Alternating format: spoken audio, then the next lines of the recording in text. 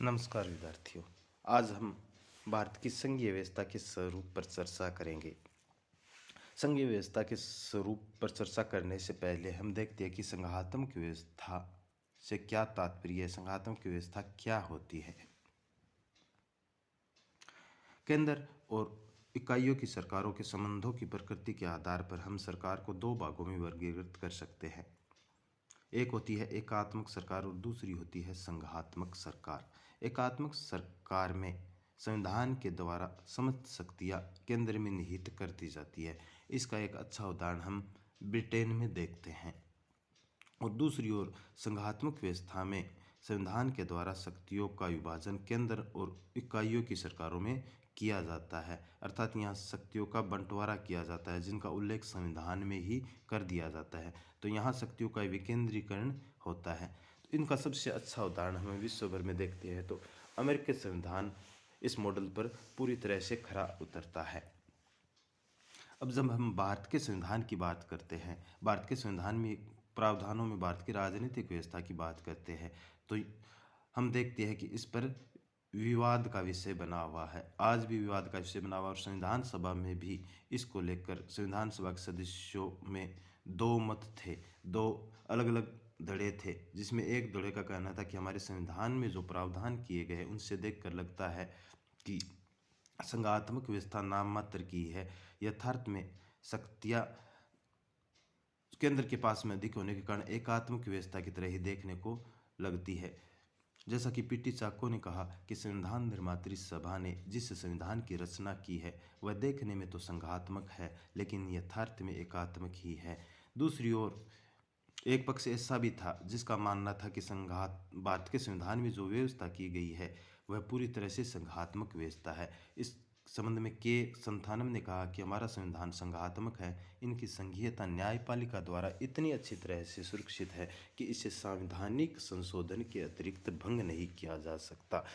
उनका कहने का तात्पर्य यह था कि हमारी जो संघीय व्यवस्था संविधान में दी गई है उसकी रक्षा का काम हमारी न्यायपालिका करती है और इस संघीय ढांचे को संविधान में संशोधन करने के अतिरिक्त किसी भी अन्य तरीके से इनको भंग नहीं किया जा सकता। संविधान में संशोधन करके ही इसकी व्यवस्था को बदला जा सकता है। अब हम चर्चा करते हैं कि भारत की जो संघात्मक व्यवस्था के संबंध में संविधान में जो प्रावधान किए गए हैं वो एक संघात्मक व्यवस्था के राज्य की जो विशेषताएं जो लक्षण होती है उनमें कहाँ तक फिट बैठते हैं। तो सर्वप्रथम हम चर्चा करते हैं संघात्मक व्यवस्था के लक्षणों की, संघात्मक व्यवस्था की विशेषताओं की। संघात्मक व्यवस्था की एक विशेषता होती है दोहरी सरकार। यहाँ दोहरी सरकार का तात्पर्य है केंद्र की अपनी अलग सरकार और राज्यों की अपनी अलग अलग सरकारें।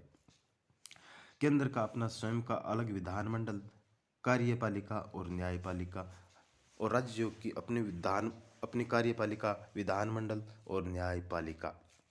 तो इस प्रकार का बंटवारा संविधान के द्वारा उनके क्षेत्राधिकार निश्चित कर दिए जाते हैं। जहाँ तक हम भारत के राजनीतिक व्यवस्था में संविधान में देखते हैं तो इसका उल्लेख अर्थात शक्तियों का जो बंटवारा किया गया है शासन व्यवस्था का, तो भारत में भी केंद्र स्तर पर एक अपनी विधायिका अर्थात संसद, कार्यपालिका और न्यायपालिका है और राज्यों के स्तर पर अलग कार्यपालिका, विधायिका और न्यायपालिका है। हालांकि जो न्याय व्यवस्था का जो स्वरूप है वो एकीकृत न्याय व्यवस्था है, अर्थात पिरामिड के रूप में ऊपर सबसे ऊपर सर्वोच्च न्यायालय, उसके नीचे उच्च न्यायालय, फिर जिला न्यायालय, अधीनस्थ न्यायालय, इस प्रकार की व्यवस्था संविधान में है।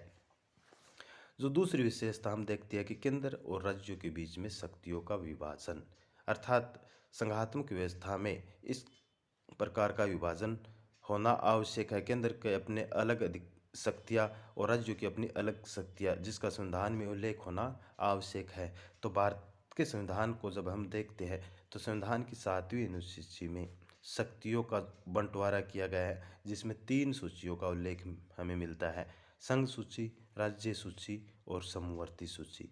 संघ सूची से संबंधित जो महत्वपूर्ण विषय है जैसे रक्षा, विदेश सेवा, दूरसंचार, रेलवे, मुद्रा आदि विषयों पर केंद्र सरकार ही विधान बनाती है और राज्य सूची के जैसे विषय है स्वास्थ्य, कृषि, उद्योग आदि विषयों पर राज्य विधान बनाते हैं। इसके अलावा जो समवर्ती सूची के जो विषय दिए गए हैं उसमें केंद्र और राज्य दोनों को ही विधान बनाने का अधिकार है। तो इस प्रकार हमारे संविधान में शक्तियों का विभाजन किया गया है। तो इस दृष्टि से भी जो यह व्यवस्था है संघात्मक व्यवस्था की, तो इसमें भारत की जो भारत में जो विधान है वो फिट बैठती है।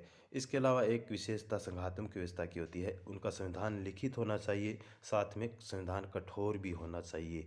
लिखित इसीलिए कि शक्तियों का उल्लेख स्पष्ट रूप से होगा, तभी सरकारें अपने अपने क्षेत्र में काम कर सकती है। और कठोर इसलिए कि जो शक्तियों का जो विभाजन किया गया है उस स्वरूप को अकेले कोई केंद्र सरकार अथवा राज्य सरकार उसमें किसी भी प्रकार का कोई परिवर्तन न कर सके। अगर ये अधिकार अकेले किसी केंद्र सरकार या राज्य सरकार को दे दिया जाता तो निश्चित रूप से वो ढांचा फिर संघीय नहीं रहेगा।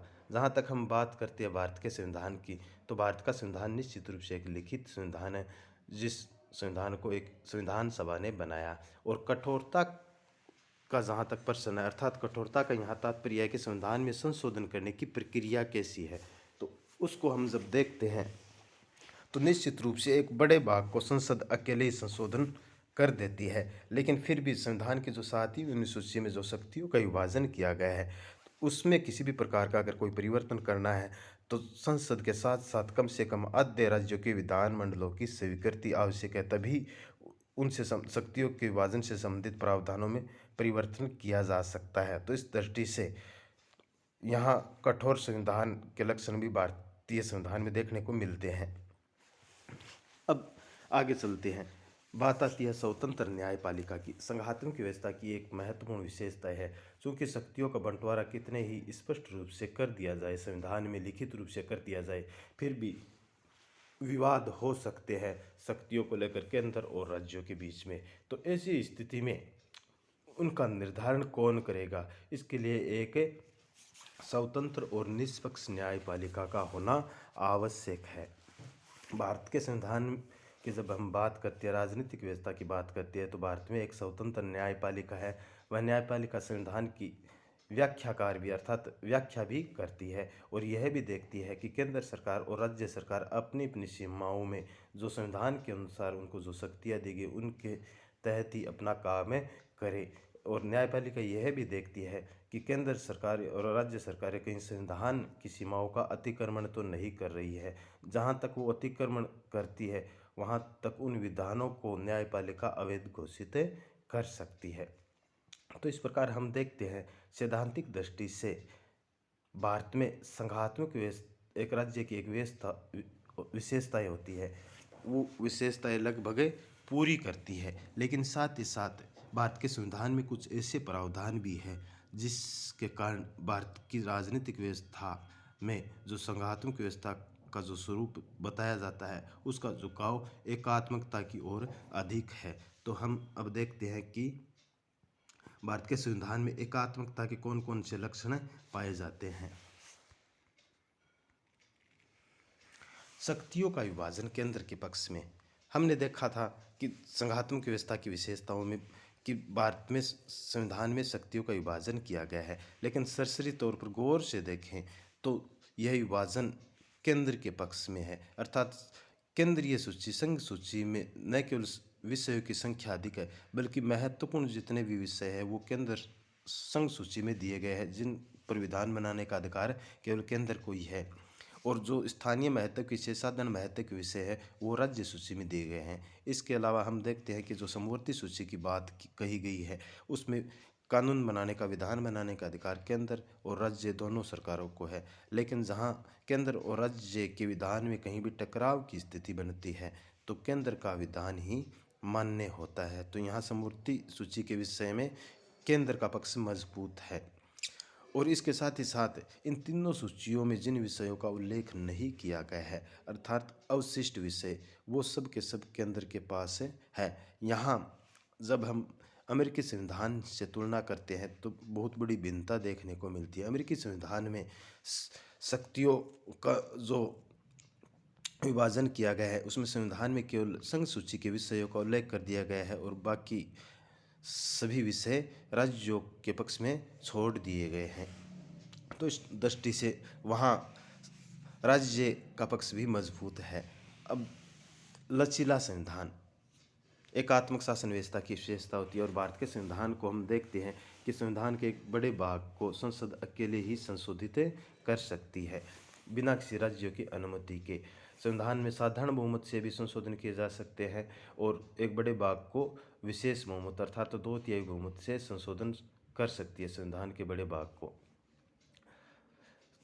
केवल कुछ एक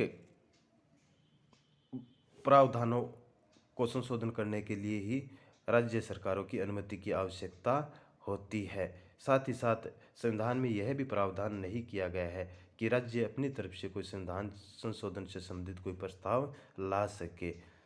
जहां हम अमेरिकी संविधान से तुलना करते हैं तो अमेरिकी संविधान में ऐसा प्रावधान है कि वहां के 2/3 राज्य अगर संविधान में संशोधन करने से संबंधित प्रस्ताव लाते हैं तो वहां उस पर विचार किया जाता है। भारत में ऐसा कोई प्रावधान नहीं है। तो इस प्रकार संविधान के स्वरूप को अकेले ही संसद बड़े भाग को बदल सकती है। एकल संविधान संघात्मक व्यवस्था में जैसा कि अमेरिका में है, वहाँ केंद्र सरकार का अर्थात संघ का अलग संविधान है और राज्यों के अपने अलग संविधान है। भारत में इस प्रकार की व्यवस्था नहीं है। भारत में एक ही संविधान, उसी संविधान से केंद्र को शक्तियाँ मिलती है और उसी संविधान से राज्य सरकारों को शक्तियाँ मिलती है। राज्यों के अपने कोई अलग से संविधान नहीं है। राज्य अनस्वर नहीं, अर्थात भारत में जो राज्यों का निर्माण किया गया है वो केंद्र द्वारा किया गया है। अमेरिका में राज्यों का निर्माण स्वतंत्र राज्यों ने मिलकर एक संघ का निर्माण किया था। तो राज्य भारत में जो बनाए जाते हैं, नए बनाए जाते हैं, उनकी सीमाओं में परिवर्तन करने का अधिकार वो संसद को है। संविधान के अनुच्छेद 2 और 3 में संसद साधारण बहुमत से ही राज्यों की सीमाओं में, राज्य के नाम में परिवर्तन कर सकती है, नए राज्यों का गठन कर सकती है बिना किसी राज्यों की स्वीकृति के। तो इस दृष्टि से हमारे राज्य अनस्वर नहीं है, अर्थात उनका नाश किया जा सकता है। इस दृष्टि से देखें, इन प्रावधानों को देखें तो राज्य संविधान के द्वारा में जो प्रावधान किए गए हैं, संसद अकेले ही साधारण बहुमत से संघीय ढांचे के स्वरूप को पूरी तरह से परिवर्तित कर सकती है।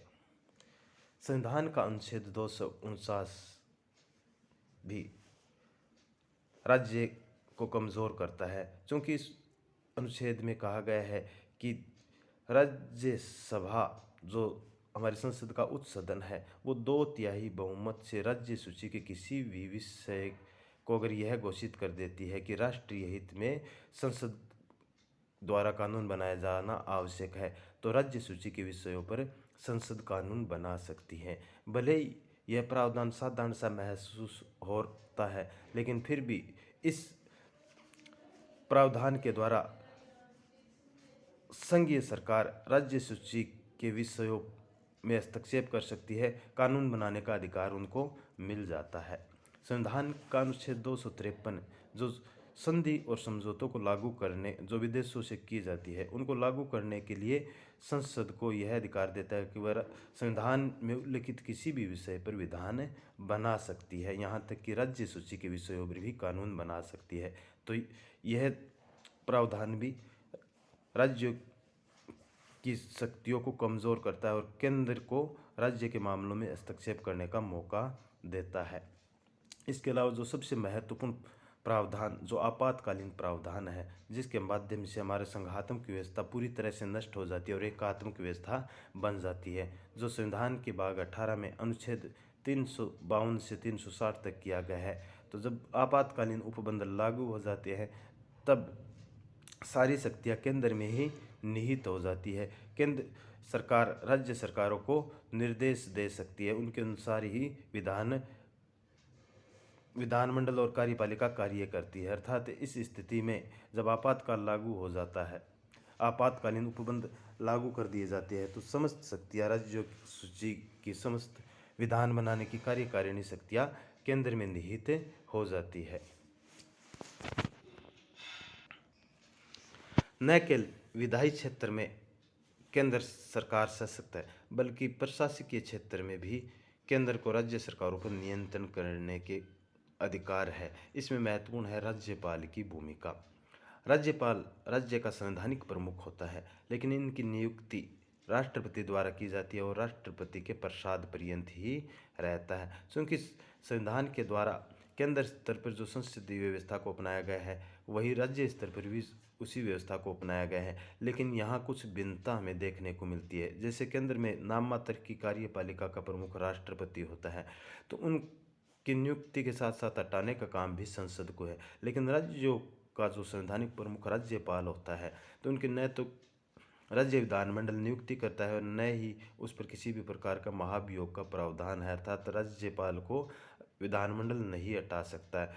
तो राज्यपाल एक तरह से केंद्र के एजेंट, एक तरह से अभिकर्ता के रूप में काम करता है, जिसके माध्यम से केंद्र सरकारें राज्यों के कार्यों में दखल देती है। और यह मामला तब और ज़्यादा बढ़ जाता है जब केंद्र में अलग राजनीतिक दल की सरकार होती है और राज्यों में अलग राजनीतिक दल की सरकार होती है।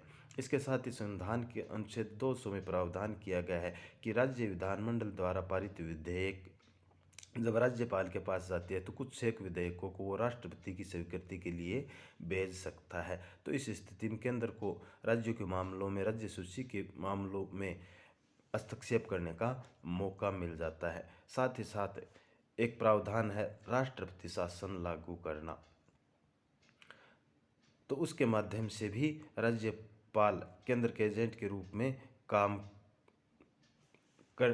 जब हम देखते हैं, इतिहास को देखते हैं स्वतंत्र संविधान लागू होने के बाद से, तो कई बार ऐसी स्थिति बनी है जब राज्यपाल केंद्र के एजेंट के रूप में या केंद्र का पक्ष लेते हुए राज्यों के मामलों में दखल दिया और राष्ट्रपति शासन लागू करने यानी संवैधानिक तंत्र की विफलता के नाम पर राष्ट्रपति शासन लगाया गया।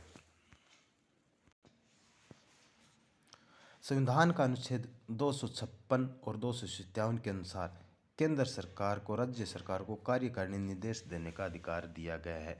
तो यह भी एक महत्वपूर्ण प्रावधान है जिसके माध्यम से केंद्र राज्यों के मामलों में दखल देती है और उन पर राज्यों पर यह प्रतिबंध लगाया गया है कि वे अपनी कार्यकारिणी शक्ति का प्रयोग इस तरह से करें, अर्थात राज्य अपनी कार्यकारिणी का शक्ति का प्रयोग इस तरह से करे कि केंद्र सरकार की कार्यकारिणी शक्ति के प्रयोग करने में कोई अड़चन न हो, अर्थात केंद्र को किसी भी प्रकार का ऐसा अड़चन न हो। वो अपनी शक्तियों का प्रयोग, जब कार्यकारिणी शक्तियों का प्रयोग कर रही है तो राज्य किसी भी प्रकार का अड़चन न डाले।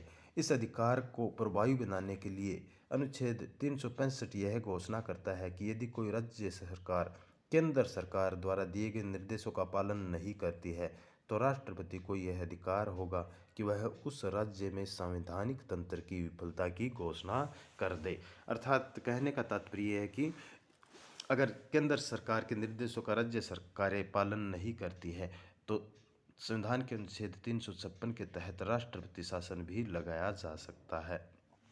तो यह प्रावधान भी देखने में भले ही साधारण सा लग रहा हो, लेकिन जो कार्यकारिणी निर्देश का अधिकार केंद्र को दिया गया है उसके माध्यम से राज्य के मामलों में केंद्र निश्चित रूप से एक बड़ा दखल कर सकती है।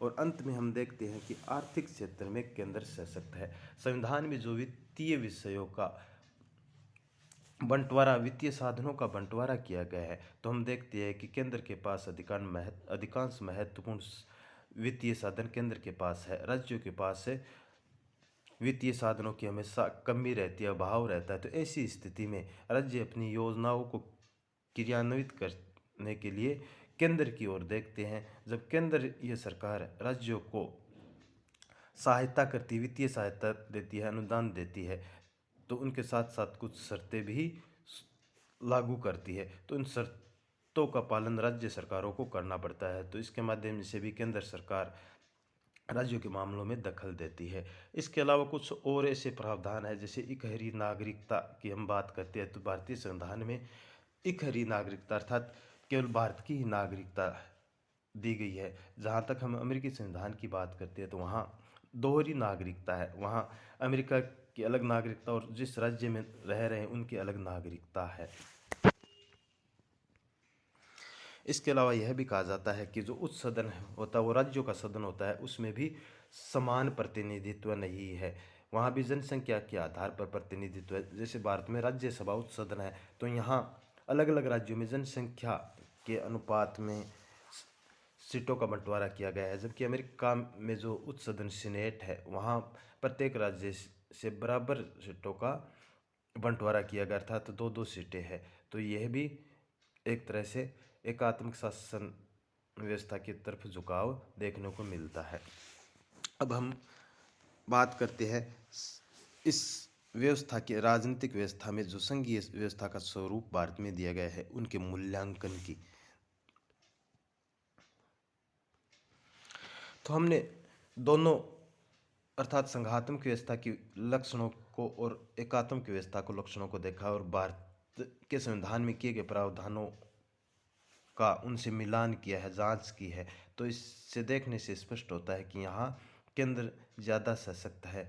पश्चिमी विद्वानों ने भी इस पर दो मत जाहिर किए हैं।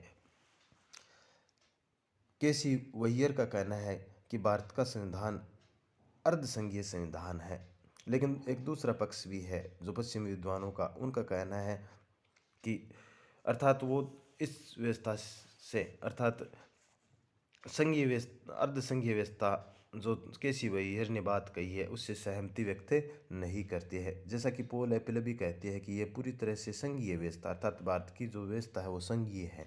इसी प्रकार मोरिस जोन्स ने भी कहा है कि यह सहमति वाला संघ है। आइवर जेनिंग्स ने कहा कि यह मजबूत केंद्र वाला संघ है। डॉक्टर भीमराव अंबेडकर ने भी संविधान के प्रारूप पर विचार व्यक्त करते हुए कहा था कि हमारा संविधान आवश्यकताओं और परिस्थितियों के अनुसार संघात्मक और एकात्मक दोनों ही हो सकता है। साधारण परिस्थितियों में वह एक संघ के रूप में कार्य करता है, लेकिन संकट की अवस्था में वह एकात्मक सरकार के रूप में कार्य करने लग जाता है। लेकिन समग्र दृष्टि से हम मूल्यांकन अगर दो दृष्टियों से करते हैं,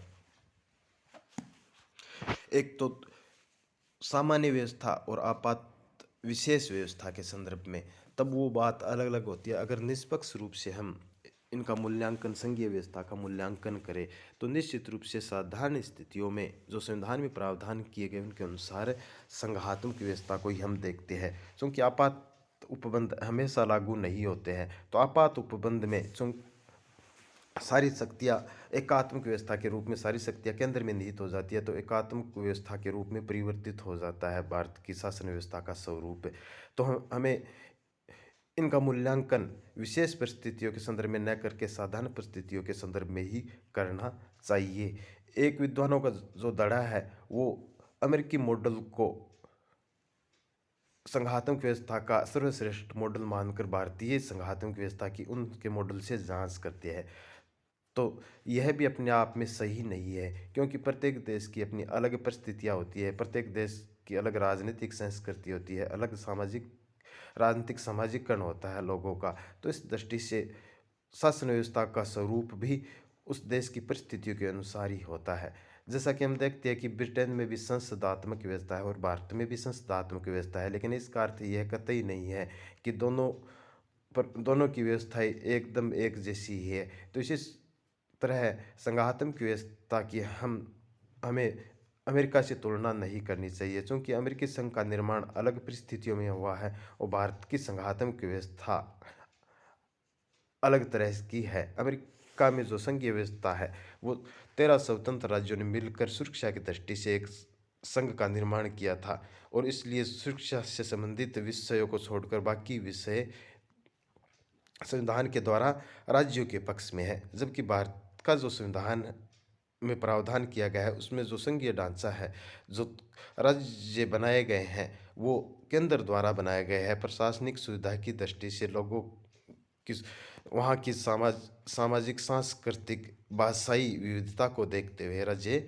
बनाए गए, न कि अमेरिका की तरह स्वतंत्र राज्यों का एक संघ है। अमेरिका का जो संघ है वो केंद्राभिमुखी संघ है, जबकि भारतीय संघ है केंद्र विमुखी संघ है। इसके साथ ही साथ हम देखते हैं कि जब संविधान हमारा बनाया जा रहा था उसी समय हमारा देश आज़ाद हुआ, लेकिन आज़ादी के साथ साथ देश का विभाजन भी देखने को हमें मिला।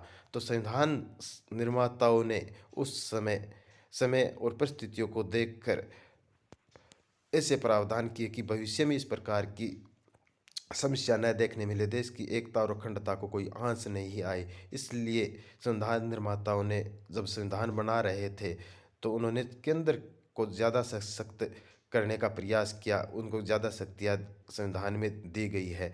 और राज्य सरकारों को इस प्रकार का प्रावधान किया कि कोई भी राज्य सरकार केंद्र से पृथक होने का दावा नहीं कर सकती। तो इस दृष्टि से उस समय की जो परिस्थितियाँ थी जब संविधान बनाया जा रहा था, तो निश्चित रूप से हमें व्यवस्था का मूल्यांकन भी उसी दृष्टि से करना चाहिए। तो इस प्रकार हम देखते हैं कि सैद्धांतिक रूप से और सामान्य परिस्थितियों में हमारा संविधान संघात्मक ही बना रहता है। विशेष परिस्थितियों में या आपात स्थिति में ही हमारे संविधान का जो ढांचा है वो एकात्मक रूप में बदल जाता है। अन्यथा हम देखते हैं कि भले ही संविधान में शक्तियाँ केंद्र को ज़्यादा सशक्त की गई, और सशक्त आज जब हम विश्व भर में देखते हैं तो केंद्रीय सरकारें, अमेरिका को भी देखते हैं तो वहाँ भी केंद्रीय सरकार सशक्त हो रही है, अर्थात शक्तिशाली हो रही है, और राज्यों अर्थात एक तरह से शक्तियाँ केंद्र की तरफ जा रही है। तो इससे भारत भी अछूता नहीं है। धन्यवाद।